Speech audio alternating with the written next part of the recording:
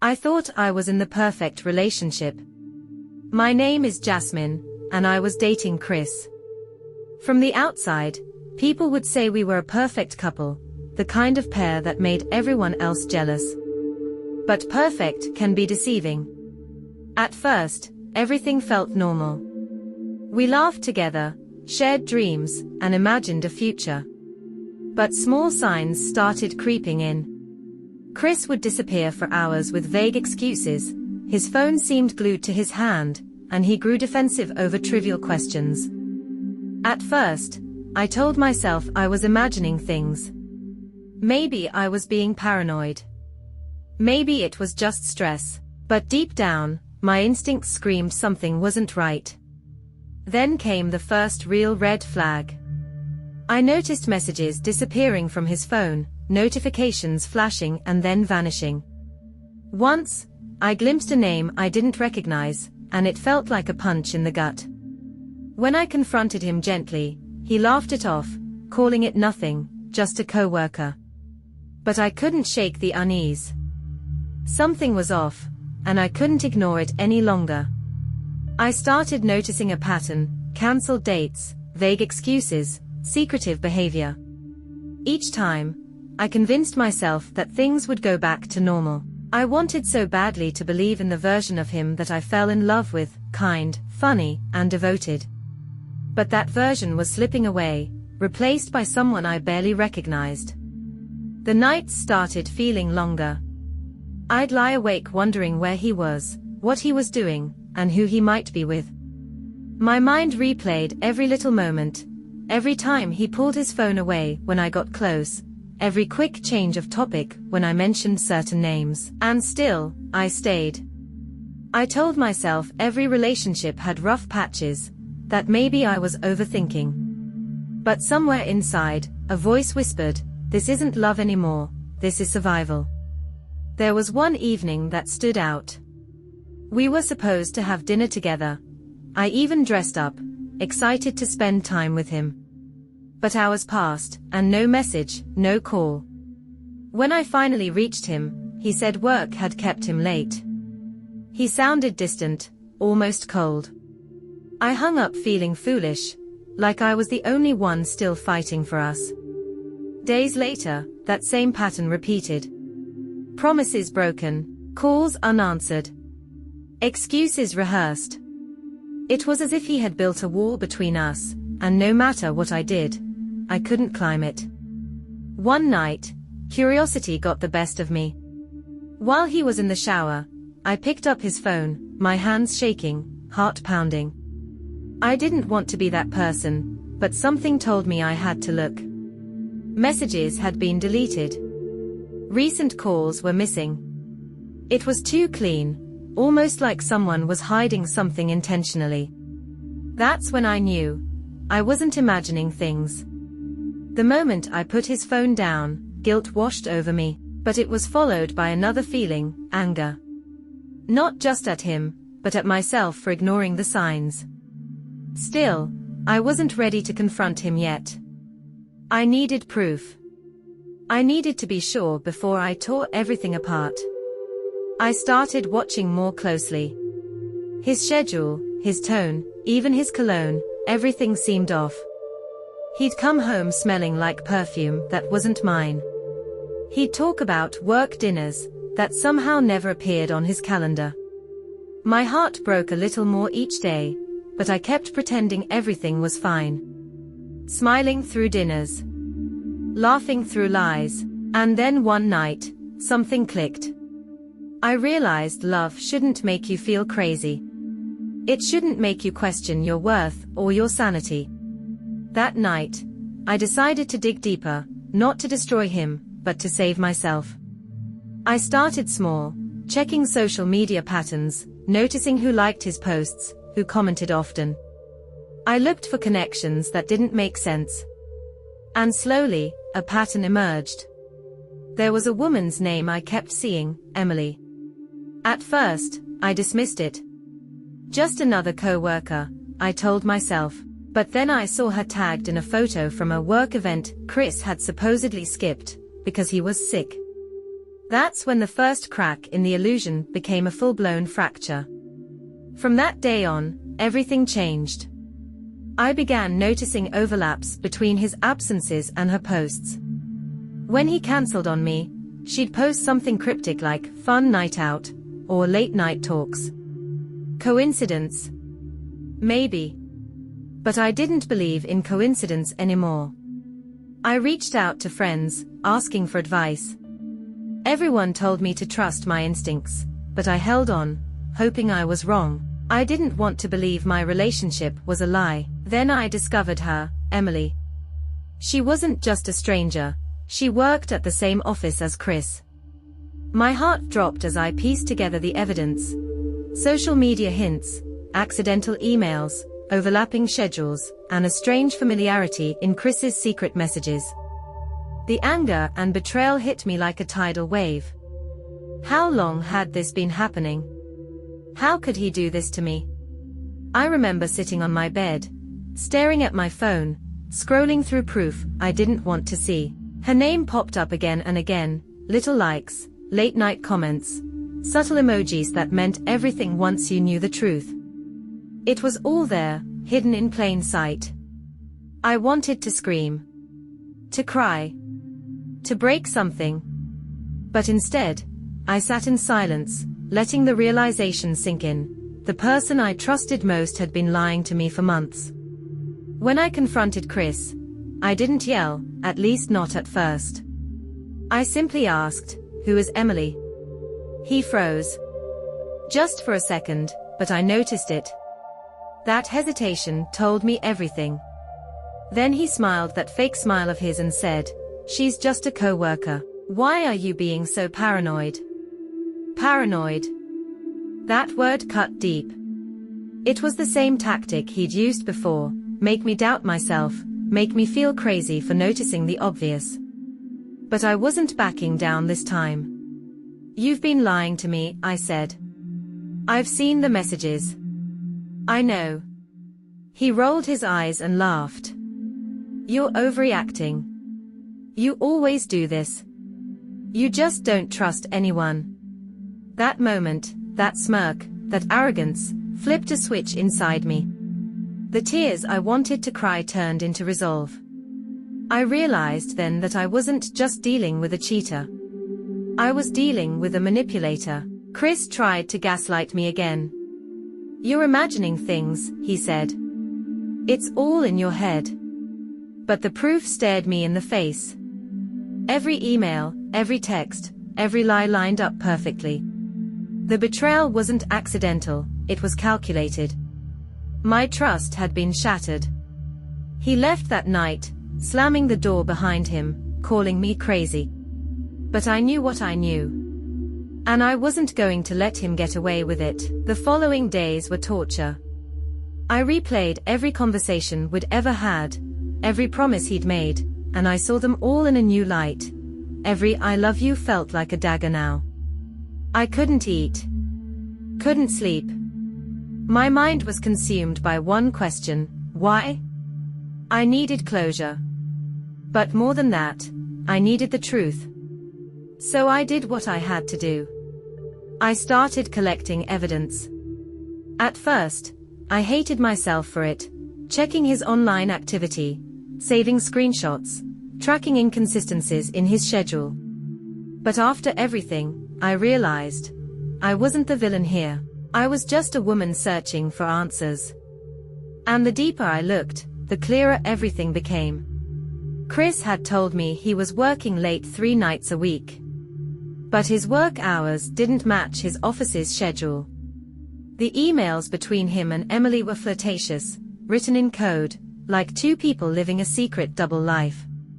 There were receipts too, restaurants he never mentioned, movie tickets for nights he said he was home, too tired to go out. And then, the final confirmation, a picture. A photo of them together at a cafe, laughing, holding hands.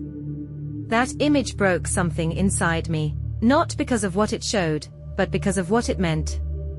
All those nights I cried myself to sleep, wondering if I was crazy.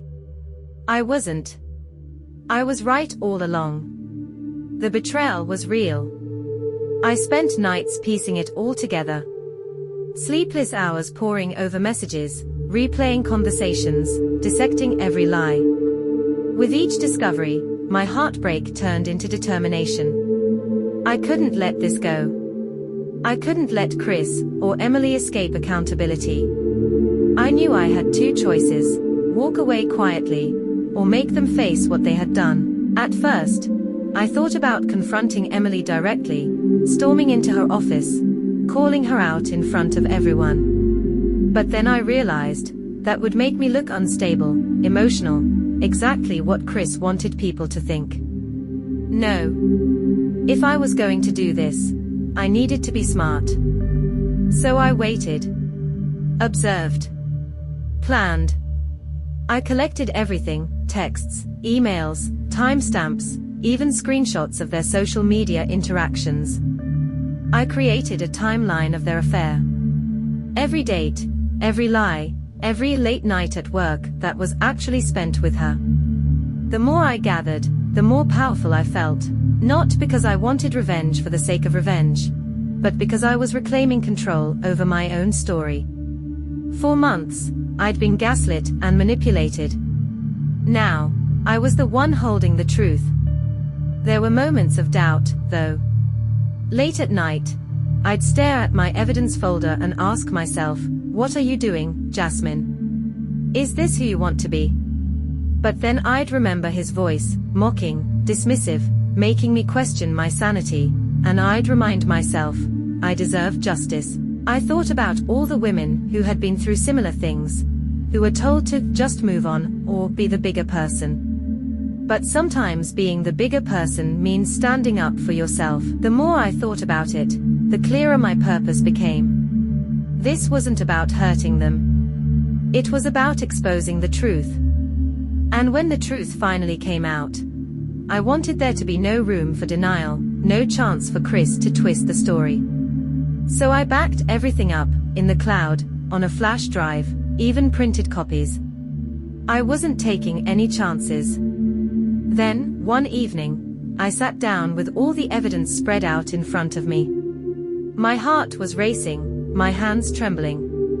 I took a deep breath and whispered to myself, "This ends now." I knew exactly what to do next. I gathered every piece of evidence I could find: screenshots, emails, timestamps, messages. Every detail mattered. The revenge wasn't about cruelty. It was about truth. I contacted Emily at work. I didn't yell, threaten, or insult. I simply sent her a message, polite, calm, and devastatingly honest. I attached screenshots, emails, and pictures. No commentary. Just the truth. At first, she didn't respond. But a few hours later, she called. Her voice trembled. She said, "I didn't know he had a girlfriend." I didn't believe her. The evidence said otherwise. Still, I told her, "Now you do." Then I hung up. The aftermath was immediate. Emily faced consequences at her workplace. She and Chris had been sneaking around during work hours, and once HR found out, it didn't end well for either of them. Chris called me non-stop after that, begging, apologizing, crying, promising he'd change. He said he made a mistake, that he still loved me.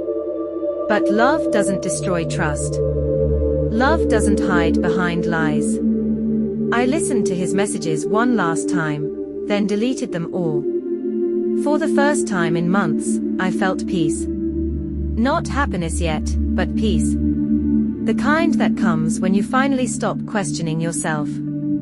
I thought revenge would make me feel powerful, but what I didn't expect was how freeing it would be to simply let go, to stop carrying someone else's lies like they were my fault. Still, it wasn't just about revenge. Along the way, I reflected deeply on trust, love, and self-worth. Betrayal isn't just one act, it's a chain of choices, lies, and selfish decisions. I realized some people are simply incapable of valuing what they have until it's gone. And while Chris and Emily faced their own fallout, the biggest transformation happened in me. I stopped waiting for closure from people who broke me. I created my own. 4 weeks after, Chris tried to fix things. He sent flowers, texts, long paragraphs filled with guilt and excuses. But I didn't respond. Each time I saw his name pop up, I remembered every night I cried myself to sleep. Every time he made me feel crazy for noticing the truth. And each time, I chose silence. That silence became my strength. Because sometimes, the most powerful revenge isn't shouting, or exposing, or even retaliating. It's walking away so completely that they never get another piece of you again. Still, I won't lie, watching everything crumble around Chris was satisfying.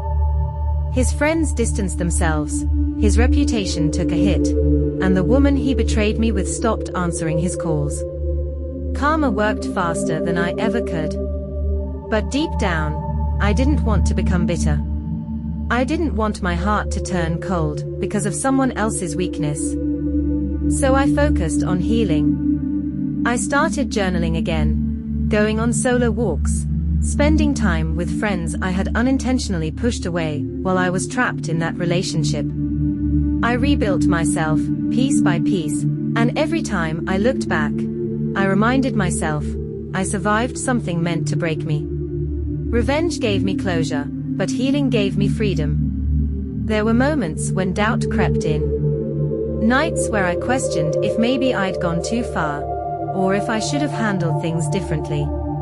But then I'd remember that gaslighting smile, those disappearing messages, that coldness in his voice, and I knew I did what I had to do. Chris made choices. I simply showed the world who he really was. I also realized the complexity of revenge. It isn't merely satisfaction, it's accountability. Emily and Chris both learned that actions have consequences. But the most important lesson was about me. I could reclaim my life, stand up for myself, and rise above the hurt. Looking back, there were countless small moments that built up to this. The unexplained absences, the hidden messages, the subtle gaslighting. Each one alone seemed minor, but together, they formed a trail leading me to the truth. I remembered feeling torn. Part of me still loved Chris. Part of me wanted to scream, and part of me wanted to walk away quietly. But I chose action. I chose the truth. I also thought about the people around me. Friends who advised me, family who warned me, even strangers online who shared similar stories. Their voices gave me courage. I realized I wasn't alone in experiencing betrayal. And their support reminded me that standing up for yourself isn't just justified, it's necessary. Even after everything, the aftermath taught me about boundaries. I learned that forgiveness isn't mandatory, especially for someone who repeatedly violates trust. I learned that self-respect can be stronger than love when love turns toxic. And I learned that reclaiming your life is the ultimate revenge. This story isn't just about betrayal and revenge. It's about awareness, empowerment, and the courage to act when faced with deception. The emotional rollercoaster of heartbreak, anger, and vindication is something many of us face, yet few have the clarity to confront it fully. Some betrayals can't be ignored. Some lies can't be forgiven. And sometimes, justice, when done smartly, is too satisfying to pass up. Thanks for listening. If you enjoyed the story, don't forget to like, subscribe, and stick around for more. Until next time, bye.